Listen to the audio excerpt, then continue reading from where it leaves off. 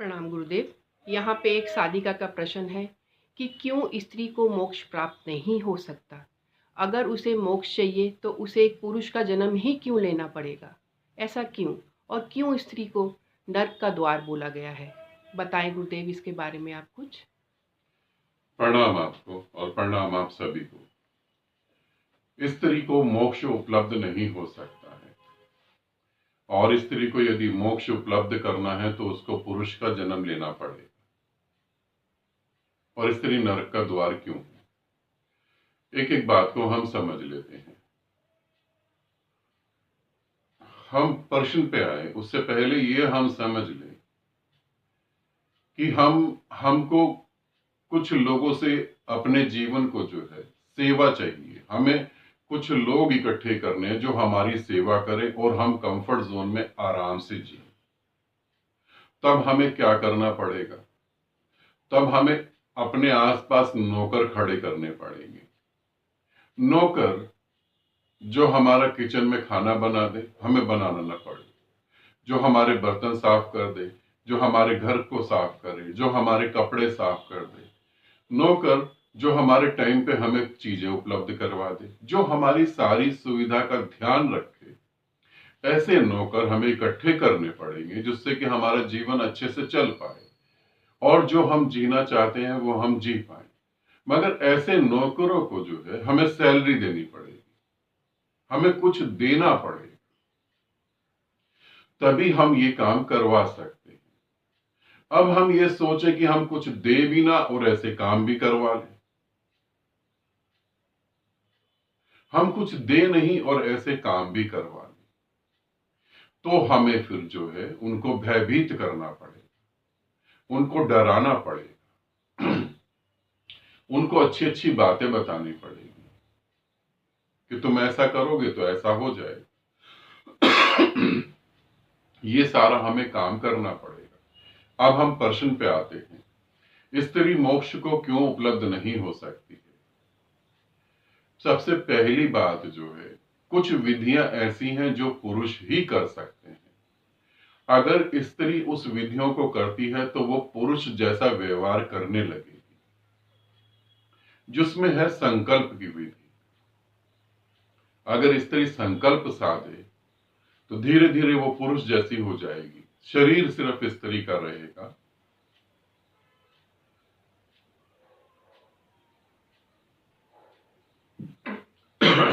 शरीर सिर्फ स्त्री का रहेगा और अंदर से मन पुरुष जैसा हो जाएगा। जो स्त्रियां बड़े बड़े बिजनेस हैंडल करती हैं उनका शरीर ही इस तरह का होता है, बाकी मन पुरुष जैसा हो जाता है। तो संकल्प की विधि जब हम साधेंगे तो हमारा स्त्री तत्व खत्म होकर पुरुष तत्व जागृत होगा, और पुरुष तत्व अगर जागृत हो गया तो हम उस भाव में किसी भी पुरुष की सेवा नहीं कर पाएंगे जो सेवा स्त्री तत्व करती है।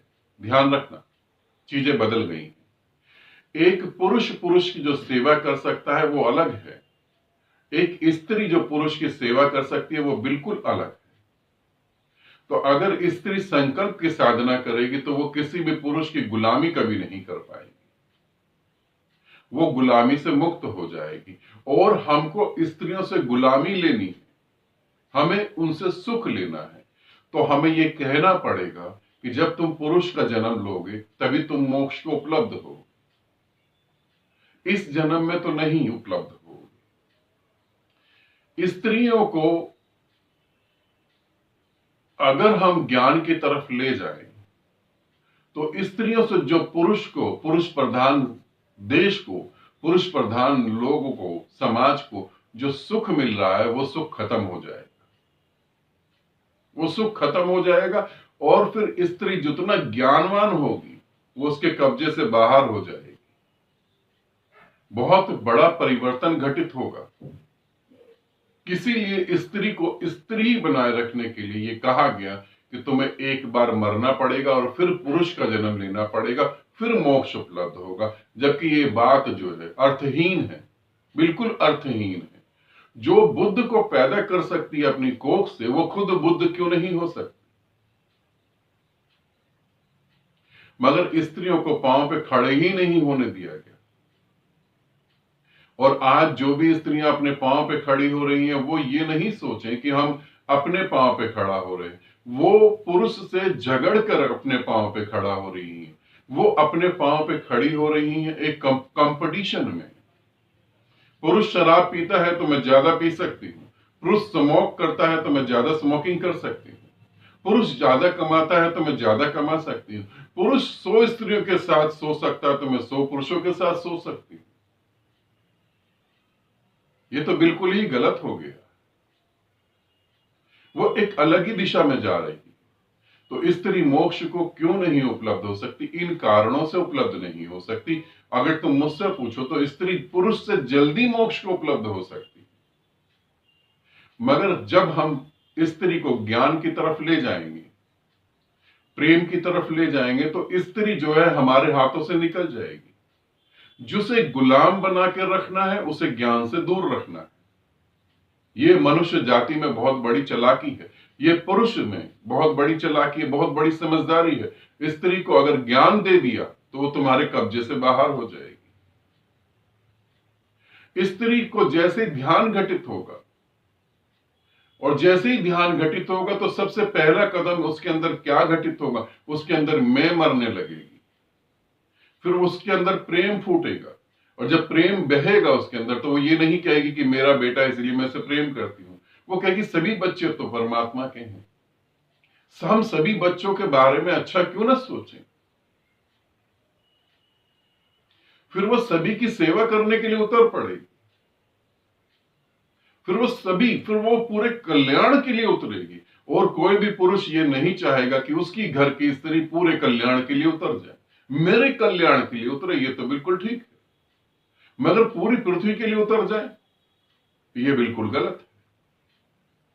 वो स्वतंत्र हो जाए ये बिल्कुल गलत है। तो इसीलिए स्त्री को ज्ञान से दूर रखा गया, और स्त्री जल्दी ज्ञानवान हो सकती है, जल्दी प्रेमपूर्ण हो सकती है, क्योंकि प्रेम तो वो लेकर ही पैदा होती है। फिर स्त्रियों को जो है मरने के बाद पुरुष का जन्म लेना है, उसे मोक्ष मिलेगा। मरने के बाद स्त्री का जन्म पुरुष का होता है या फिर स्त्री का होता है, ये कौन सा पक्की है? ये कौन सी पक्की बात है? ये कैसे सिद्ध कर सकते हो कि एक स्त्री मरी तो वो पुरुष का ही जन्म लेके आएगी? और स्त्रियां भी इतनी भोली भाली है, उन्होंने चीजों को स्वीकार कर लिया, वो चल पड़ी उस रास्ते पे कि पहले तो हम पुरुष बनेंगे,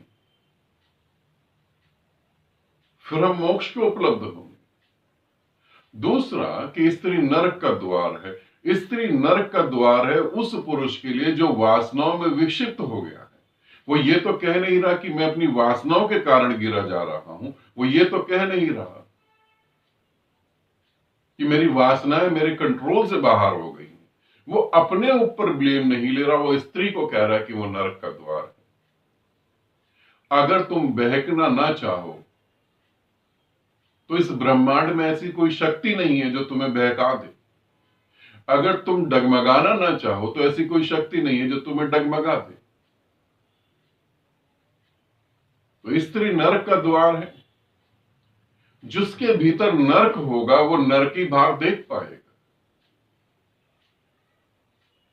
अगर भीतर नरक है, जिन्होंने भी कहा, शास्त्रों में कहा, ग्रंथों में कहा, जिन्होंने भी कहा, चाहे वो संत ही क्यों ना हो, तुम उन्हें संत मानते होगे, मगर मैं उन्हें संत नहीं मानता। जिनके भीतर नरक था उन्होंने स्त्री में भी नरक देख लिया होगा। यदि स्त्री में नरक होता तो नरक ही जैसे लोग पैदा होते। फिर कृष्ण, बुद्ध, महावीर, जीसस, ये सब कहां से पैदा हो गए?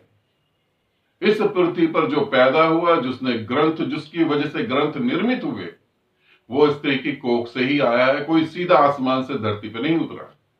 तो नरक तो हो नहीं सकता। स्त्री को यदि गुलाम बना के रखना है तो तुम्हारे पास एक सुविधा है, उसको मीठी मीठी बातें बोलते रहो, उसे मीठी मीठी बातें बोलते रहो, और वो भी इतनी भोली भाली है कि वो चीजें स्वीकार कर लेगी। उसे बता दो। अगर कोई व्यक्ति ये कहता है, चाहे वो किसी भी धर्म का हो, किसी भी जाति का, और किसी भी धर्म के उच्च शिखर पे बैठा हो, चाहे संत ही क्यों ना हो, चाहे कोई भी हो, कि स्त्री मोक्ष को उपलब्ध नहीं हो सकती, मेरे साथ जुड़ी हुई स्त्रियां तो मोक्ष को उपलब्ध हो गई, फिर वो कौन सी स्त्रियां जो मेरे साथ जुड़ के मोक्ष को उपलब्ध हो गई? नहीं, ये दकियानूसी बातें हैं, बिल्कुल बेकार की। तुम पूछती हो तो मैं तुम्हें कहूंगा ये बिल्कुल बकवास है, कोरी बकवास। डरे हुए लोग थे, स्त्री को गुलाम बना के रखना चाहते थे, स्त्री से सेवा लेना चाहते थे। इसीलिए कहा गया स्त्री मोक्ष को इसी जन्म में उपलब्ध हो सकती है, बल्कि पुरुष से जल्दी उपलब्ध हो सकती है, और नरक का द्वार नहीं है। आनंदित रहें, सदा खुश रहें। बहुत बहुत प्रेम आप सभी।